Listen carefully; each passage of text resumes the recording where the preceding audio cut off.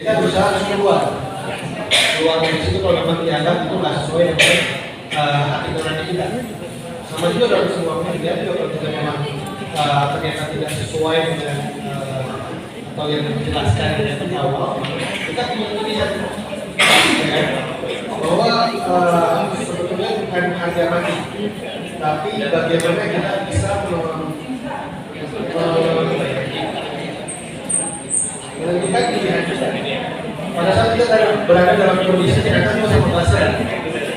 Kalau saya memang bukan buzzernya dia atau memang bukan itu yang menjadi passionnya dia dalam bekerja, harus berusaha keluar begitu dan tidak jangan dicoba-coba. Kenapa? Sekali coba-coba nanti kita akan disuruh lagi keluar dari sirkulasi sirkelnya. Tapi kalau misalnya kita ketahui ternyata saya salah jalan nih, saya salah masuk pintu, masuk cepat-cepat tuh pintu lagi ya Pak ya.